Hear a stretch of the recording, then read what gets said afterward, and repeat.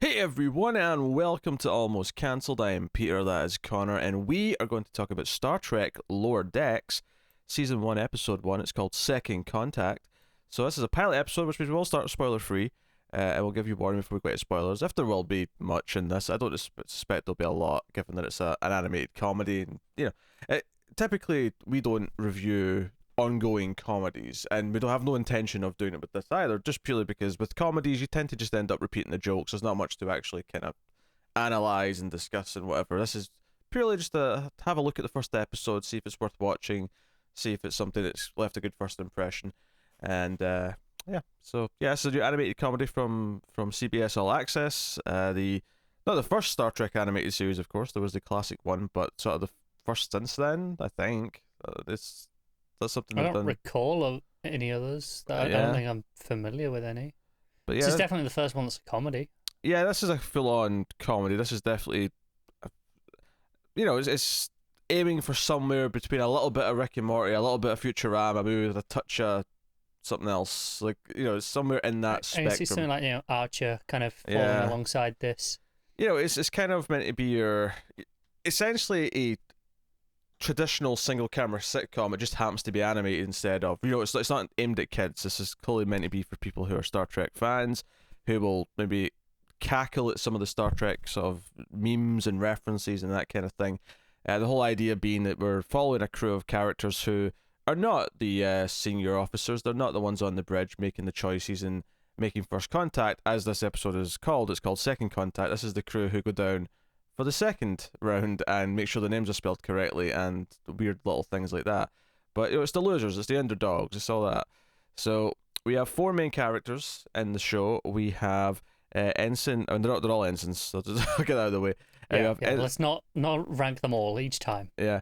So we got Ensign Mariner, who's... Is it a spoiler to say? I think it is a spoiler. I think the episode presents as a spoiler. Yeah, you don't really find out until the end. But she's kind of this quick witty. She's kind of wants to just like sort of not pay attention to the rules, challenge authority, kind of. Yeah, doesn't actually want to be command track. She's not interested in captaincy and all that. She's been around on a few different ships and been bounced around a bit, and kind of knows what she's doing more so than maybe some of the others at her level. Yeah, and then we got Boimler, if I'm saying that right. That sounds familiar. He is kind of the one who does want to be captain someday, is a goody two shoes, follows the rules. It's always at odds with Mariner. Then we have Rutherford, who they know, who's the one who's just become a cyborg and has like a sort of almost Borg-esque eyepiece over his face. Yep. And then we have the new character who's just appeared on the ship, Tendi, who is a science officer. And she's all excited about working with various things, but she's really overexcited. Whereas the cyborg's kind of shtick is that he's also kind of nerdy, but only he's an engineer, right? So he's so we've got someone in each of the colors. We got two reds, we got a blue and a gold. Yeah, it's a different kind of nerdy, isn't it? Yeah, but he's very kind of like obsessed with the details, and but the running gag in the first episode is that his cyborg thing is new, and he keeps kind of glitching between various like modes. It's a Vulcan implant that they've got. So it's actually, occasionally suppressing all his emotions. Yeah. So it's kind of cycling through different things. The first episode's plot actually has kind of a zombie plot, bizarrely, which I did not see coming. It's all out of nowhere, there were zombies. But it kind of runs alongside some other stuff and kind of sets up the characters. As you'd expect. I mean, I think, honestly, what I'll say about this episode is that for better or worse, it is a pilot. I agree. Absolutely. It is a pilot. I had some chuckles here or there, but I definitely felt kind of the awkwardness of them trying to find what the characters' voices were and how the jokes were supposed to feel. And there was a couple that did make me chuckle a little bit. It tended to be like kind of like not so much the comedy lines themselves, but tended to be like the quick snapfire reactions at the end of a scene that tended to make me chuckle. The actual situational comedy, so to speak. Yes. Often, rather than the dialogue. No, the opposite. It wasn't so much it wasn't scenarios that were making me laugh that much. It was kind of like, okay, we're doing kind of jokey version of Trek. It was more just like quick quips at the end of a scene that were making me chuckle a little bit. So very much the opposite of what you just said. Okay, fair enough. You know, it'd be. I mean, it wasn't bad like to sit through some of the setups. It wasn't like I was sitting being. It was just kind of piloty, right? It was, I just wasn't feeling nothing necessarily anything good or bad from it. But then there was the odd little thing here or there, at the end of scenes that were giving me a little vibe. I agree. There's things in there. I think the biggest problem I have with this episode is it's so dense, is the word I want to use here. I think there's just so much. It's rapid fire trying to knock out 100 jokes a minute at points. It feels like it's just non-stop, no time to breathe. And some of those jokes are funny, don't get me wrong. Sometimes I laughed, give it a chuckle, but a lot of it I feel like they're just throwing stuff at the wall and seeing what sticks. Sure. Which, just a pilot. it is, but I felt I don't know. I felt it more than I have in even some other, sitcom pilots. Like this was borderline relentless in how much it was throwing out jokes. I can't really think of an example, to be honest, off the top of my head. I can only compare it to sort of vaguely what other pilots felt like, and there's definitely other shows that I've went on to really like where I think this is a better pilot than. I think Office and Parks and Rec are both examples where the pilots aren't that good. The pilots are kind of downright terrible, thoroughly unfunny. One might say.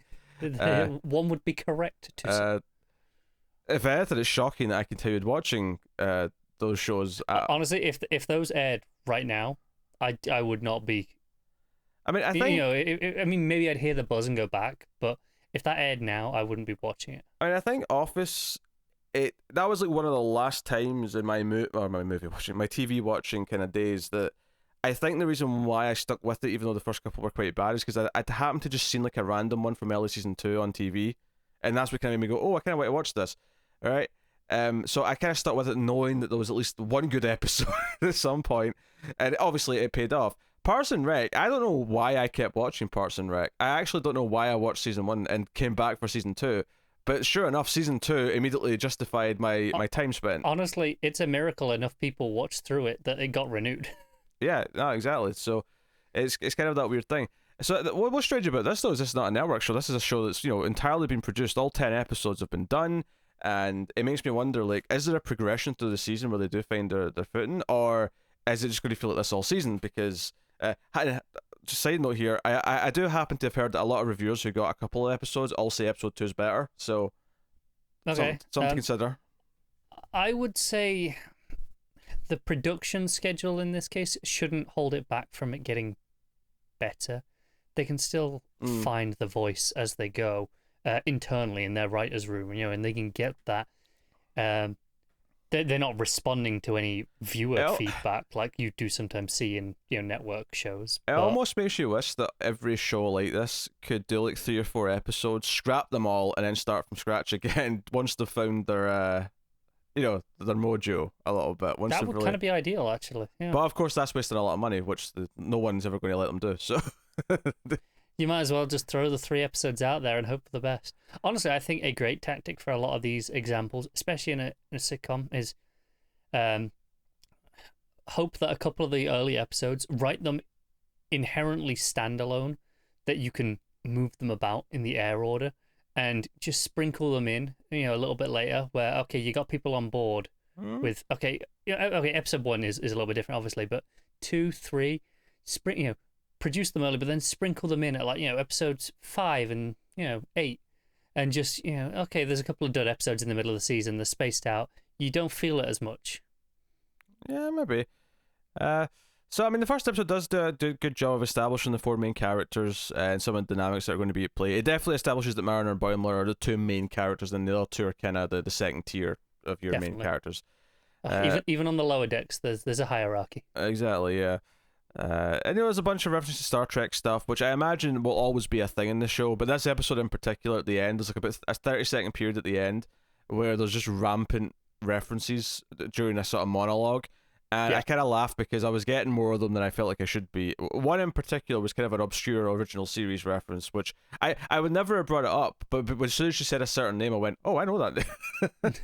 Oh, I got that. So I think it's not like this home run of an episode. It's kind of like a lot of sitcoms. It's like It's not bad. It's definitely something that I think needs to sort of develop and find its mojo a little bit as it goes on. But I have no reason to think that, unlike, because almost every sitcom, every network sitcom at the very least that I've ever liked, has kind of had this where it didn't really get to what I loved about it until at least some into season 1, if not season 2. So No, I agree with that, and I think the benefit that this show has going for it is it's Trek. So it's Sure. gonna bring in an audience, so it's likely gonna get a season 2 renewal if it hasn't already. It's already been renewed for season 2. Well, there you go. I'd obviously forgotten. But just on that, it means okay. Well, you've got a plenty of time for them to actually kind of get into their groove of it without worrying about it. And it's got another advantage actually that Picard and Discovery don't have, and most of the other live action stuff that's coming, and that is that I think it's more disconnected from Kurtzman, who's like sort of showrunning, or not showrunning, but like the head of like that umbrella of Trek. Yeah. And I do actually think that this Picard may be a bit of a debate, but I think if I compare this to Discovery's first episode, I actually think this does a better job of clearly establishing what this is, what it's going to feel like. It might not be the pinnacle of what it is going to be in terms of quality, but I felt like I got what this is trying to be immediately. Whereas Discovery, I remember being kind of like, We had the first 2 episodes, which are kind of their own like prequel movie almost. Yeah, it was kind of murky and weird, and there was things that actively kind of like disliked heavily. Whereas this, I don't think there's anything in this that I particularly dislike. I mean, maybe there's some jokes that fall flat for me, but it's not like, oh, I hate the style of humor they're going for here, like it completely or anything like that. It was just, that one just wasn't that funny. Yeah, I agree. Do you know what did surprise me? It has a full-on traditional style opening Trek theme. It does. It actually has the most classical Trek opening out of all the new shows, because the other ones have all went with these sort of modern cable streaming kind of minute long. This is screw it. It's very much in the older vein. In fact, it's the only one that actually starts with the dun dun dun dun dun dun dun dun. It's the only one that starts with that. It does, yeah. So, for what that's worth. And actually, something else I was thinking about during the episode, because so occasionally there'll be like a quick cut to what the captain and that are doing, right? And there's like almost a thing set up where the first officer's kind of this dick and hates the lower deck people. Because there's a point where Boimler's called up to the bridge and he's been a complete asshole to him. And it kind of gives you this sense where you're going to see kind of like snippets here or there of what the main crew are doing. And I kind of felt like, because it's focusing on the other characters, this is also the only Trek show that will be allowed to give them actual missions that feel like old Trek episode missions. Because all the other shows are all desperate to do these, someone's the chosen one this season, and there's all these things happening, the apocalypse is coming, it's a full... This is an ideal place to explore that standalone, story of the week storytelling that Trek did, because this does, like, we have the zombie plot in this one. It's easy to do those just in a sitcom here, and that can be your thing. I mean, I don't think it needs to be in a sitcom. I think you can do a modern Trek that's got those adventures, but I agree. But given that this exists and that hypothetical show does not yet, take what you can get. That pipe one better be that. I'm saying it. That's the chance. That's the one that's got the chance. But no, I just thought it was interesting that it's doing classical kind of first contact stories, and when they're down on the planet talking to these weird aliens, it was like, yeah, that's obviously a bit more cartoony, pardon the pun, but it does certainly feel more akin to what an original series plot. I mean, I'm not saying the plot we're following with these main characters is an original series plot, but more what the main bridge crew have been doing in the background is the plot of an original series episode, and then we're following these characters, which is kind of perfect. That's kind of what it should feel like. Yeah, that's if it can strike that balance consistently, that's kind of great. Yeah, it's basically a show, an entire show of the Zeppo, which was an episode of the hit television show Buffy the Vampire Slayer, that followed Xander whilst everyone else was saving the world, because he's the only one who was like human and useless and didn't have any powers or expert knowledge or anything like that. It's basically the premise of this show. We're going to follow the losers the whole time. I'm okay with that. It's scrappy underdogs give you something to root for. It's fun thinking that we'll see captains, first officers, and be like, you're such a dick, even though they're on our ship. Mm-hmm. It's a fun kind of spin on it. I guess the question I was just like, how far is it going to go with serialization? How far is it going to go with? And it does set some stuff up in the first episode that makes it feel like it's going to be, at least be a factor. But I do wonder, like, are they going to have like a heart to it where characters are going to grow a little bit? Is it going to be things where the bond between these sort of characters who kind of always bicker and don't seem to like each other, but really they are kind of family, so they're going to be different? I suspect, given that this is a modern style, adult cartoon comedy in the vein of, like you mentioned Rick and Morty, and I brought up Archer. I suspect it will follow kind of in their footsteps and have growth. It won't just fall into a routine and be like, this is this is what it is. Yeah. Also, I thought it was quite poignant to point out that all Klingon names sound the same because they all have an apostrophe. What's up with that? It's frustrating. Yeah. So yeah, that's basically it. I mean, if I do a quick spoiler sort of section, just to sort of briefly mention, though, I think there's one important thing to mention about the main character. I agree. So full spoilers then for the first episode of Star Trek Lower Decks. I don't think it's like a huge spoiler though, in the context of like if you're looking forward to watching the show. This is just, it's something about the main character that they kind of don't reveal till the end of the episode. So if you want to avoid it, then you opt out now. But we find out that the captain on the ship is the mother of the main character, and that's why she's so intending on, because part of the plot of the first episode is she wants Boimler to sort of spy on her and make sure she's like being good and behaving, because it turns out that she actually did have a higher rank on another ship and has been demoted and sort of sent off to her mother's ship as kind of a punishment. Yeah, and her mother's like, oh, she's undermining me. This is obviously the captain. So can we send her back to the ship? She's talking to her husband, presumably. Who's an admiral on Starfleet. Yeah, who's an admiral, and be like, well, I mean, we'll talk about it later. Yeah. So clearly, there's going to be some interesting dynamics there. That I think is it was something I don't think. I mean, if they had revealed it in a trailer, I never saw that trailer. This was something that I was like, oh, this is a surprise. I didn't see this coming. Yeah, it was new to me as well. Because the episode works presenting just, okay, we know that she's rebellious, I guess is the word. So the captain saying, I want you to, keep an eye on her, works in context of the episode. You're not questioning the motives because it's already established what she's like quite well. Mm-hmm. But then there being an extra level to the end is like, oh, okay, it's still, that makes perfect sense. It works. I can see the potential for this in the show. The comedy coming from this angle. Do you know what joke actually gave me promise that I'd grow into liking the characters' sort of interactions just generally? There's one early on. It's when the new character attendees like joined the ship, and she's getting the tour from our two leads, and they're somewhere, whatever, right? And basically, Mariner brings up the holodeck. Says, "Oh, we should go show the holodeck." And hoity-toity Boyle was like, I'm our liaison, showing her around. She doesn't have time for that. And then Mariner turns around and goes, "Well, hold on a second. Don't look at your watch. If she doesn't have time for that, then you must know what time it is. Because if you don't know what time it is, then you're just trying to sound important." And it just does this sort of thing where his eyes just sort of go, and it cuts to them going to the holodeck. That was funny. And that was funny. And I think that what makes that work, though, and what gives me promise, is that that's based entirely on who their characters are, and she's challenging his hoity-toityness, and it worked. That was comedy based on who they are.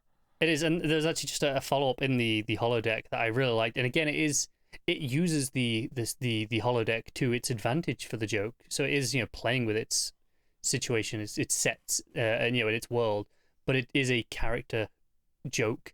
It's they're like, they go into all these fancy places. Look what you can do. Look anywhere you imagine. And there's been this running thing where Boimler wants to go to the warp drive or whatever it was. And they're like, come on now, you go anywhere. Just show us what you are. Where he goes, holodeck, warp drive, and they both just groan. I'm like, okay, no, I get it. I'm in for that. Yeah. So no, some good character stuff. Definitely, rough around the edges as pilots often are, but I see potential in this. Like I say, it's not something we're going to review week to week or episode to episode because it's just not that type of show. There's not going to be enough to sit here. We're getting to about 20 minutes in this review, but that's only because we have all these first new things to talk about. A review of an animated comedy like this, which is 22 minutes long, give or take, is going to be like maybe 5 minutes. Yeah, we've tried this in the past. We just end up talking about these are the jokes we like, these are the ones we didn't, and then Yes. that's it. There's no value in that conversation, really. So, Just something on this show that does have me maybe concerned. I don't know. Is they mentioned they will have legacy actors kind of showing up for little roles, cameos, bringing their characters back, because this is set right after the last next gen film, I believe. okay. Is where the setting for this show is, or So when the setting for this show let's be is. honest, it'll be the next gen actors that pop up, not. Most likely, yeah. I mean, possibly like Deep Space Nine as well, I suppose. But yeah. Yeah. But they kind of said, oh, we have actors, they're appearing. My concern is that they don't drag focus away. That's always a worry. I don't go overboard with it. Just it's easy to get caught up in the cameos in the moment of it, but hopefully it can stand on its own 2 feet.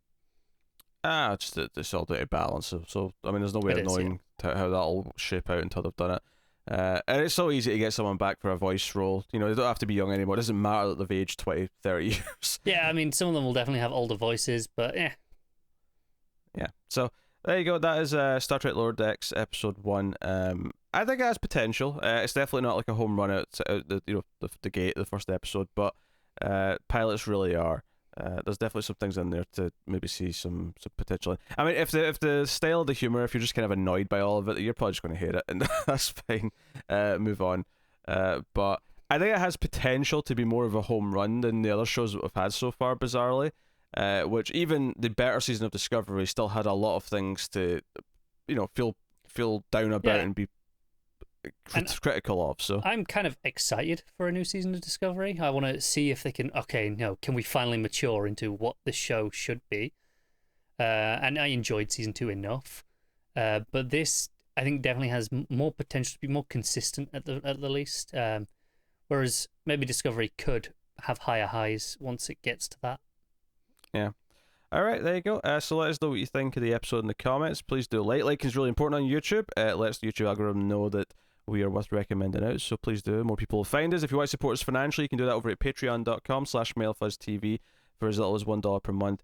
And of course, you can get some bonuses for doing so. So go and have a look and see if you're interested. Get us on Twitter at mailed_fuzz for channel updates. But otherwise, that is us. So thank you once again for watching or listening. We always appreciate it. Keep watching TV, guys. Have you got any vanilla?